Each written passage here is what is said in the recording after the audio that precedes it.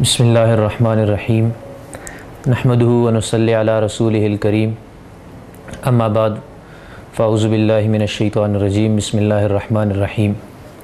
معزز سامعین، آج کی نشست میں ہم تزکیہ نفس کے حوالے سے گفتگو کریں گے کہ تزکیہ نفس کیا ہے اور اسے کیسے کیا جائے۔ بتایا جاتا ہے کہ ایک استاد نے ایک شاگرد کو ایک کاغذ کے چند ٹکڑے دیے اور کہا کہ بیٹا یہ دنیا کا نقشہ ہے، آپ اسے جوڑ کے لے آؤ۔ وہ شاگرد بیچارہ اسے لے کر تو چلا گیا، لیکن اسے نہ جغرافیے کا علم تھا، نہ سرحدوں کا، نہ شمال مشرق جنوب کا۔ وہ بیچارہ کافی دیر تک ان کاغذ کے ٹکڑوں کو الٹتا رہا پلٹتا رہا، لیکن اس سے کچھ بن نہیں پایا۔ تو اس نے کاغذ الٹتے پلٹتے اچانک اس کی نگاہ انسانی آنکھ پر پڑی۔ اس نے جب آنکھ کو دیکھا تو اس کے دل میں خیال آیا کہ جب یہ ایک آنکھ ہے تو اس کے ساتھ دوسری آنکھ بھی ہوگی، چونکہ انسانی جسم کا خاکہ اس کے ذہن کے اندر موجود تھا۔ تو وہ بجائے دنیا کا نقشہ جوڑنے کے وہ انسانی جسم کا خاکہ مکمل کرنے لگا۔ اب جب اس نے خاکہ مکمل کر لیا اور اسے پلٹا تو دوسری طرف دنیا کا نقشہ بھی مکمل ہو چکا تھا۔ پتہ اس سے یہ چلا کہ جب ایک انسان بنتا ہے تو دنیا بنتی ہے، اور جب انسان بگڑ جاتا ہے تو دنیا بگڑ جاتی ہے۔ تزکیہ نفس ہر مذہب کا، دنیا کے اندر جتنے بھی مذاہب آئے، تمام کے تمام مذاہب کی بنیادی اور اولین ترجیح رہی ہے۔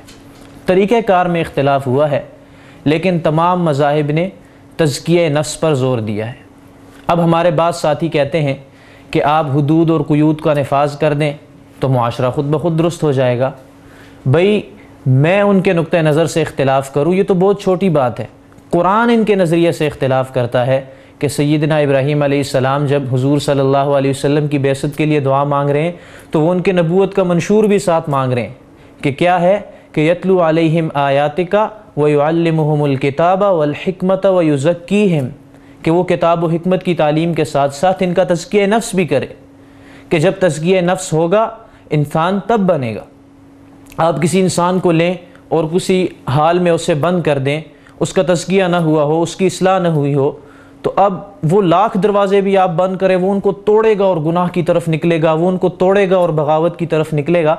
لیکن یہی انسان جب آپ اس کی اصلاح کر دیتے ہیں، جب آپ اس کا تزکیہ کر دیتے ہیں، تو پھر یہ شراب کے مٹکے بھی خود توڑ دے گا، پھر یہ بازار سے گزرتے ہوئے بے حیائی کو دیکھ کر اپنی نظریں بھی خود جھکا لے گا، اور پھر یہ خود آ کے آپ کے پاس مطالبہ کرے گا کہ بھئی میرے معاشرے کے اندر یہ کمی ہے لہٰذا اس چیز کو لایا جائے، یہ کمی ہے لہٰذا اس چیز کو لایا جائے۔ اب سوال یہ ہے کہ اس تزکیہ نفس کا ماخذ اور بنیاد کیا ہے؟ تو وہ ہر دور میں دو چیزیں رہی ہیں، ایک تو کتاب اللہ اور دوسرے رجال اللہ۔ کتاب اللہ کے ساتھ ساتھ رجال اللہ کی تشکیل ہوئی کہ وہ کتاب اللہ کی تعلیم لوگوں تک پہنچائیں، لیکن اس کے ساتھ ساتھ ان کے ذمے عملی قیادت بھی لگائی گئی کہ وہ منشا خداوندی کے لیے رائے عامہ کو ہموار کریں، وہ قوانین کے نفاذ کے لیے، احکامات کے نفاذ کے لیے رائے عامہ کو ہموار کریں کہ کیسے لوگ اس بات کو قبول کریں گے کہ یہ اللہ کی طرف سے حکم ہے کہ یہ کرو اور یہ نہ کرو۔ چونکہ خیر اور شر قرآن کے مطابق کہ فَأَلْهَمَهَا فُجُورَهَا وَتَقْوَاهَا، ہم نے اس کے اندر خیر اور شر کو ڈال دیا، اس کی بنیاد میں ہم نے خیر اور شر کو ڈال دیا ہے۔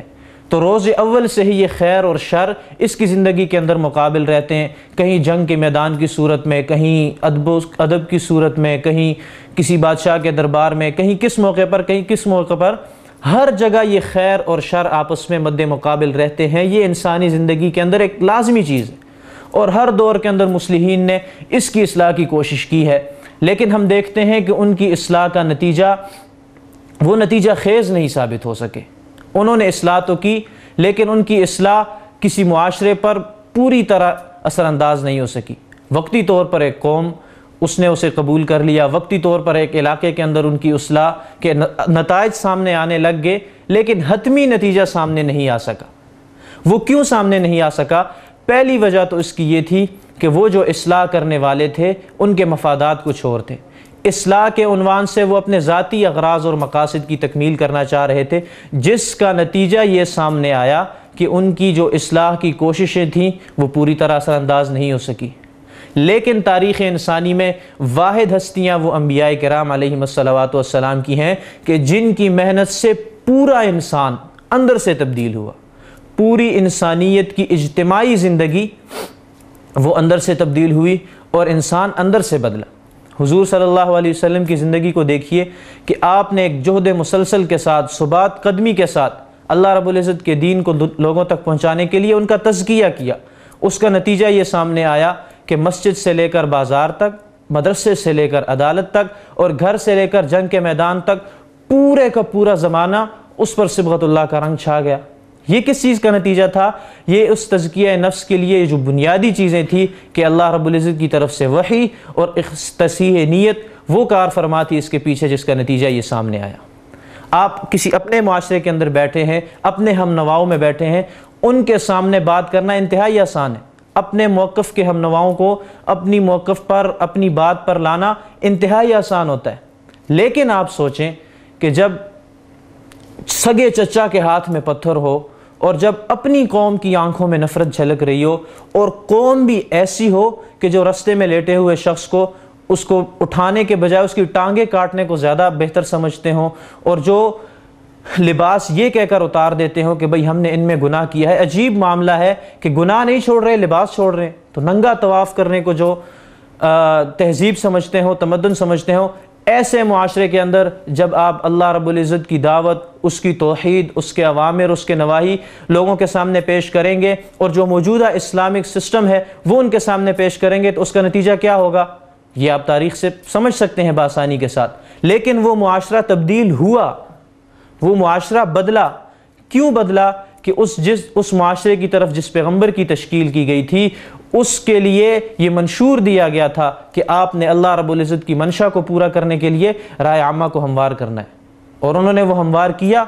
اس کا نتیجہ یہ سامنے آیا کہ تھے نہ جو رہبر اوروں کے ہادی بن گئے، کیا نظر تھی جس نے مردوں کو مسیحا کر دیا۔ تو محترم سامعین، اب ہم کیسے اس میں اپنا کردار ادا کریں؟ ہم تزکیہ نفس کے حوالے سے معاشرے کو کیسے تبدیل کریں؟ ہمیں اپنا کردار اس کے اندر کیسے ادا کریں؟ تو اس کے لیے کچھ شرائط ہیں۔ ہم اگر ان شرائط کو فالو کرتے ہیں تو نتیجہ بعین ہی اسی طرح سامنے آئے گا جس طرح رسول اللہ صلی اللہ علیہ وسلم کی زندگی کے اندر سامنے آیا تھا۔ وہ کچھ چیزیں کیا ہیں؟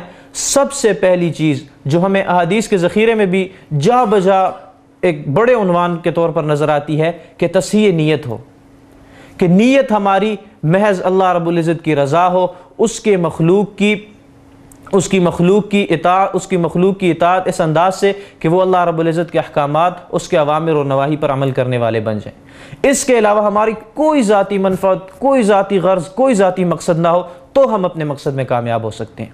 اور دوسری چیز جو اس کے اندر سب سے زیادہ ضروری ہے وہ یہ ہے کہ ہم معاشرے کی نفس شناسی رکھتے ہوں، ہم معاشرے سے واقف ہوں۔ رسول اللہ صلی اللہ علیہ وسلم کی زندگی کو دیکھیے، صحابی آتے ہیں کہتے ہیں اے اللہ کے رسول میں کلمہ پڑھوں گا مجھے کیا ملے گا؟ تو جواب ملتا ہے بھائی آپ کو جنت ملے گی۔ لیکن یہی سوال جب آ کر ابو جہل کرتا ہے کہ اے محمد مجھے بتائیے کہ میں کلمہ پڑھوں گا تو مجھے کیا ملے گا، تو جواب ملتا ہے کہ تمہیں دنیا کی سرداری ملے گی، سارے عرب قوم کی قبائل کی سرداری ملے گی، اس کے خزانے سارے تمہارے تابع ہوں گے، لشکر تمہارے تابع ہوں گے۔ سوال ایک ہے، جواب دو کیوں ہیں؟ یہ اس وجہ سے ہے کہ جواب دینے والا معاشرے کی نفس شناسی رکھتا ہے۔ اور تیسری چیز کہ جو طلب رکھتا ہو ہم اولین ترجیح اس کو دیں، کہ جو طلب رکھتا ہے اس چیز کی، جو اس چیز کو لینے کی چاہت رکھتا ہے، ہم اسے نظر انداز نہ کریں۔ عبداللہ بن ام مکتوم رضی اللہ تعالیٰ عنہ بارگاہ رسالت میں آتے ہیں، آپ صلی اللہ علیہ وسلم کے سامنے کچھ سردار بیٹھے ہوئے ہیں عرب کے جو دور سے آئے، اور آپ انہیں اسلام کی تعلیم دے رہے ہیں، اسلام کے نظام کے حوالے سے ان سے بحث کر رہے ہیں۔ تو اب یہ چونکہ نابینا ہے تو نہیں دیکھ رہے کہ کون بیٹھے ہوئے ہیں، تو یہ کہتے ہیں اللہ کے رسول مجھے سکھائیے، جو آپ کے پاس ہے وہ مجھے سکھائیے۔ تو اللہ کے رسول انہیں نظر انداز کر دیتے ہیں اور ان سے گفتگو کرتے رہتے ہیں۔ تو فوراً اس بات کو محسوس کیا جاتا ہے اور بارگاہ خداوندی سے تنبیہ آتی ہے کہ عبس وتولی ان جاءہ الاعمی وما یدریک لعلہ یزکی او یذکر فتنفعہ الذکریٰ۔ اے میرے محبوب، جب وہ قوم، وہ لوگ جو طلب صادق رکھتے ہیں وہ آپ کے پاس آئیں تو آپ ان لوگوں کو ترجیح نہ دیجئے کہ جو بغیر طلب کے آپ کے سامنے آتے ہیں۔ تو یہ چیز کیا ہے کہ ہم طلب والوں کے پاس جائیں۔ اور اس کے بعد یہ راستہ چونکہ تزکیے کا راستہ انبیاء کرام کا راستہ ہے اور ظاہر انبیاء پر تکالیف آتی ہے، آپ انبیاء کرام کی زندگی کو دیکھیے، کسی بھی پیغمبر کی، کسی بھی نبی کی زندگی وہ تکالیف سے خالی نہیں ہے۔ اگر کسی پیغمبر کو ثروت اور بادشاہی عطا کی گئی، انہیں اس کے اندر بھی آزمایا گیا ہے، باقی پیغمبر تو اپنی جگہ پر ہیں۔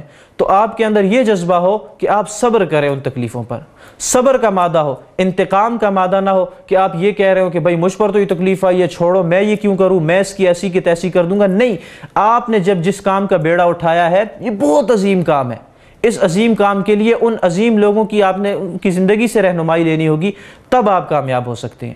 تو معزز سامعین، ان چیزوں کو اگر ہم فالو کریں، ان چیزوں کو اگر ہم لیں تو ہمارا معاشرہ حقیقی طور پر ایک پرامن اور اصلاحی معاشرہ بن سکتا ہے۔ آخر میں دعا ہے کہ اللہ رب العالمین ہمیں اپنا تزکیہ کر کے پورے عالم کی ہدایت کا ذریعہ بنائے۔ وما علینا الا البلاغ۔